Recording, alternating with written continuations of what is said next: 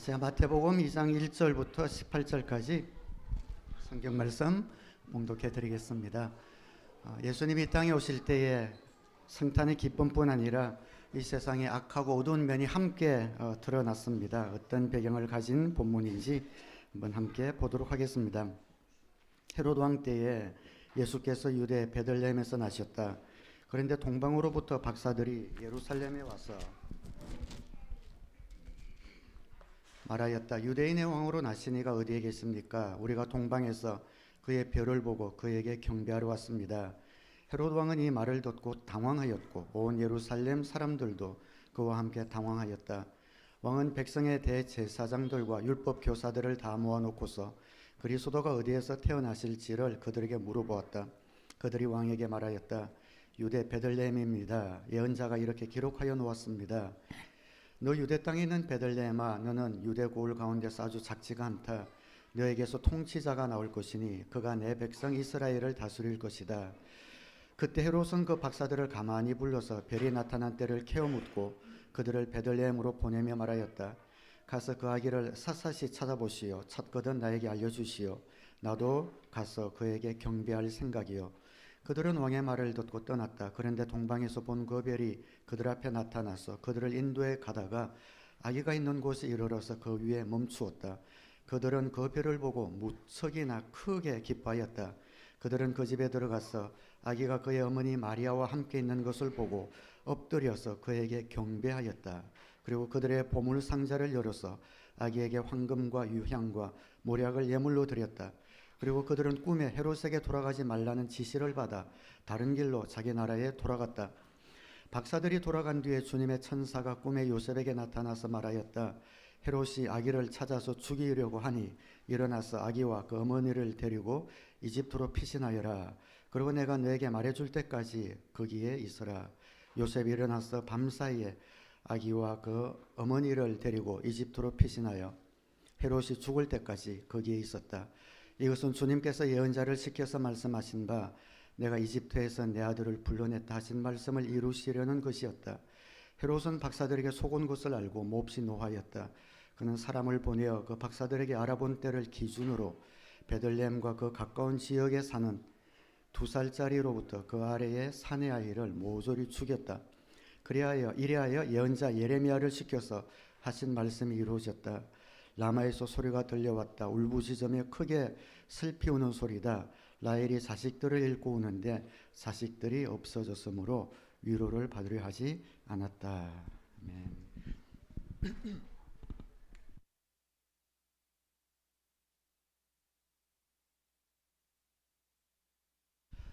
성탄 계절에 성탄절에 관한 말씀을 계속 시리즈로 드렸습니다. 예수님은 아버지께 가는 길, 통로가 되실 뿐 아니라 예수님 자신이 길 자체셨습니다. 예수님은 이 땅에 남자의 후손으로 오지 않으시고 동정녀 마리아의 여자의 후손으로 오셔서 모든 죄의 대를 끊으시고 우리에게 구원을 베풀어 주셨습니다. 요셉은 어렵고 믿음과 순종의 사람이 되어 예수님 오실 길에 귀한 통로가 되었지요. 삭개오가 예수님을 만나고 그의 마음과 그의 가정과 그가 속한 공동체에 평화가 임한 것처럼 예수님은 이 땅에 평화를 주러 오셨습니다. 오늘 동방박사가 예수님 앞에 나와 경배합니다. 월십, 이것이 굉장히 중요한 단어입니다. 유대인의 왕으로 나신 이가 어디에 계십니까? 우리가 동방에서 그 별을 보고 그에게 경배하러 왔습니다. 경배라는 말은 예배한다라는 말이에요. 엎드려 절한다. 예수님이 위대한 인간에 불과하다면 그들은 예수님을 존경할 수는 있지만 경배하지는 않습니다. 유교에서 공자를 존경하고 그 가르침을 따르지만 공자를 경배하지는 않지요. 불교에서 석가모니의 철학을 따르지만 석가모니를 경배하지는 않습니다. 이슬람에서 모하멧을 선지자로는 여기지만 모하멧을 경배하지는 않습니다. 그러나 예수님은 우리의 경배를 받으시는 분입니다.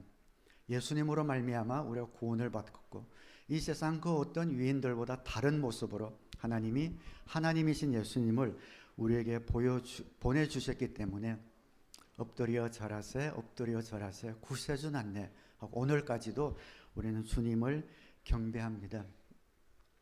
성탄의 계절에 우리 마음으로 삶으로 주님을 경배하는 귀한 기쁨이 저와 여러분에게 있게 되기를 주님의 이름으로 축원합니다. 동방박사들도 경배했습니다. 베드로도 주님을 경배했습니다. 도마도 엎드려 나의 주 나의 하나님이시여 하고 주님을 경배했습니다. 예수님이 부활하신 후에 막달라 마리아가 엎드려 예수님을 경배했고 승천하실 때 제자들이 예수님을 경배했습니다.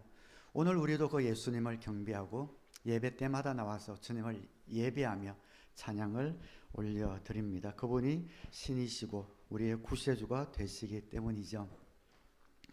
동방박사들이 헤롯에게 와서 기쁨을 감추지 못해요. 순수한 사람의 특징이죠. 내가 기쁘면 이 사람도 기뻐할 것이다 라는 그런 기대를 갖고 있습니다. 그들이 이제까지 보지 못했던 큰 별을 보고 메시아가 이 땅에 올 것을 확신하고 그 메시아가 유대 땅에 있는 것을 확신하여 그 유대 왕 헤롯에게 우리가 이 별을 따라왔다고 기뻐서 헤롯에게 이야기합니다. 순수한 마음으로 유대인의 왕으로 나시니가 어디에 계십니까? 우리가 그에게 경배하러 왔습니다. 순진하고 순수한 사람들의 특징이죠. 내가 좋아하고 좋은 일을 보았을 때 이 사람에게 이야기하면 이 사람도 같이 좋아해 줄 것을 기대를 합니다. 근데 그 사람의 동기는 속마음은 그렇지 못한 것이죠. 헤롯의 속마음은 당황했습니다. 소동했습니다. 다른 말하면 경직했습니다. 내가 왕인데 어디에서 왕이 난단 말인가. 세상에는 우리의 생각이 다른 사람들이 많아요. 우리는 다양한 사람들의 다양한 생각을 존중해야 합니다. 그 사람의 생각을 강요할 수 없습니다. 그러나 사람들이 아무리 자기 생각을 가지고 있고 자기 생각을 주장할 권리가 있다 하더라도 선이 있습니다. 이것은 아니지라고 느낄 때가 있습니다. 헤롯이 동방박사들과 함께 기뻐하지 않은 것은 그렇다고 칩시다. 그러나 그 다음에 헤롯 왕이 한 것은 악한 것입니다. 그는 2살 이하의 남자아이들을 모두 죽여버렸습니다. 성탄절 하면 기쁨과 행복, 사랑, 구원, 동방박사, 목자들의 찬송 소리가 생각나지만 이 성탄절의 한켠에는 악하고 어두운 면이 일어나고 있었습니다. 이것이 이 세상입니다. 이 세상에 주님의 영광과 빛과 진리와 행복이 있지만 주님이 오시는 그날까지 어둠과 악이 함께 존재합니다. 하나님의 역사가 더 강하게 나타나는 곳일수록 악한 영의 대적도 더 강하게 나타나지요. 예수님이 타시고 가는 그 배에 갈릴리 호수에서 예수님이 계신데도 불구하고 풍랑이 일어나서 배가 물에 들어온 것처럼 배에 물이 들어온 것처럼 예수님의 길을 막으려고 하는 그런 영적인 존재들이 있습니다. 우리는 그것을 기억해야 합니다. 내가 예수님을 믿고 하나님의 자녀가 되어 저 천국을 향해서 신앙의 여정을 날마다 걸어가지만 주님을 만나는 그 시간까지 여전히 시험과 악과 어둠은 내 곁에 도사리고 있으며 언제든지 우리의 믿음을 도전할 수 있다는 것을 우리는 알아야 합니다. 예수님이 태어나시는 그 과정에도 커다란 악이 달려들고 있습니다. 그래서 여러분에게 오늘 성탄절을 맞이하여 권면합니다. 믿음으로 살려고 하는 사람은 믿음으로 살아야 합니다. 그리고 언제든지 우리 앞에 공격과 시험이 있다는 것을 알고 대처하는 그런 지혜와 힘, 능력이 필요합니다. 동방박사들이 굉장히 순수하게 그렇게 이야기했지만 헤롯의 그러한 소동으로 말미암아 하나님께서 동방박사들에게 돌아갈 때는 헤롯에게 가지 말고 돌아서 가라라고 이야기하시죠. 그리고 요셉과 마리아에게도 헤롯이 죽이려고 하니 애굽으로 피신하라. 예수님의 가장 어린 영아 시절은 애굽에서 지나게 됩니다. 한 가지 더 우리가 한번 살펴봅니다. 이 세상에는 악이 존재하는데 우리가 적극적으로 악에 대적할 때가 있고 소극적으로 대적할 때가 있습니다. 동방박사는 지금 그 악에 대하여 적극적으로 대항할 형편이나 입장이 아니지요. 이곳은 다른 나라의 땅이고 그들은 손님으로 왔고 그 헤롯이 아기들을 죽이는 계략을 알았지만 그 앞에서 그러지 말라고 할 수 있는 형편은 되지 않습니다. 그리고 하나님도 그들에게 피해서 가라고 말씀하고 있습니다. 우리가 신앙생활을 하면서 하나 꼭 기억해야 될 부분입니다. 근본적인 것이 무엇인지 알고 우리가 끝까지 붙들어야 될 것이 무엇인지 알고 본질이 무엇인지 알고 초점을 맞추지 못하고 간다면은 우리의 신앙생활의 비본질적인 것, 덜 중요한 것에 멈추어서서 신경을 빼앗겨서 본질적인 것을 이룰 수가 있습니다. 오늘 홍방박사들의 목적은 하나였어요. 경배하러 왔습니다.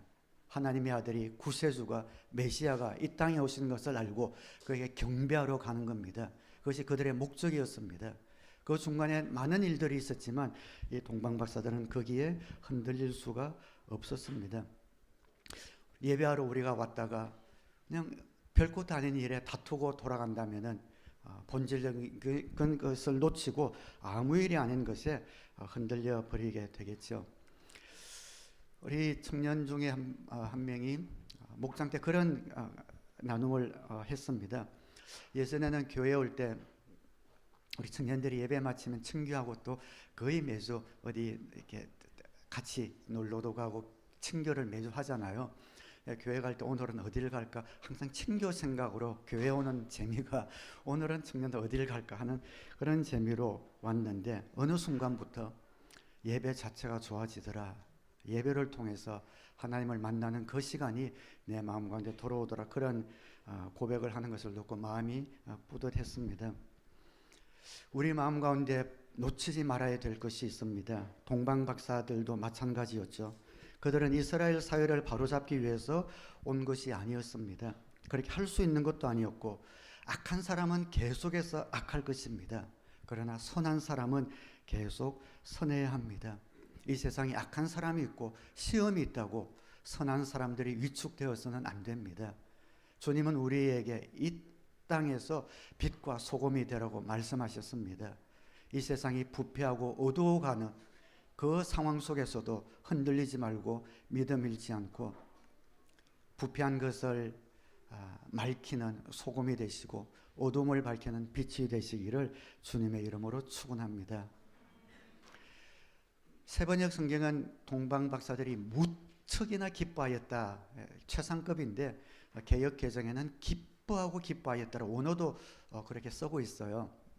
히브리 표현인데 최상급 표현을 두 가지를 반복하면서 씁니다. 하나님은 졸지도 주무시지도 아니하신다. 진실로 진실로 똑같은 의미를 두 개 쓰는 것이 히브리어의 최상급입니다. 동방박사들이 기뻐하고 기뻐하더라. 이 말은 가장 최상으로 기뻐했다는 그러한 말이 됩니다. 이 땅에 악이 있고 시험이 있지만 그들의 기쁨을 빼앗을 수 없었습니다. 이 어두운 세상에 빛으로 오신 그 예수님 우리가 만났을 때의 그 기쁨을 이 세상의 그 어떤 것에도 빼앗기지 않기로 결심하는 2024년 성탄절이 되시기를 주님의 이름으로 축원합니다. 그 믿음 가지고 믿음의 여정을 걸어가야 합니다. 우리가 이 믿음을 보듬지 않으면, 믿음을 가꾸지 않으면 이 믿음은 쉽게 손상을 입고 쉽게 무너집니다. 언제나 우리 가운데 주신 믿음, 저 천국까지 갈 때 나에게 주신 그 구원의 소명, 우리에게 주신 복음의 사명, 비본질적인 것들에 흔들리지 않고 이 세상이 요동하고 악하고 혼란스럽고 말씀대로 사는 사람들 비아냥거린다 하더라도 오늘 동방박사처럼 기뻐하고 기뻐하는 귀한 마음과 믿음 잃지 않고 주님의 메시아 되심을 여러분을 만나는 모든 사람들에게 흘려보내는 귀한 성탄절 되시기를 주님의 이름으로 축원합니다.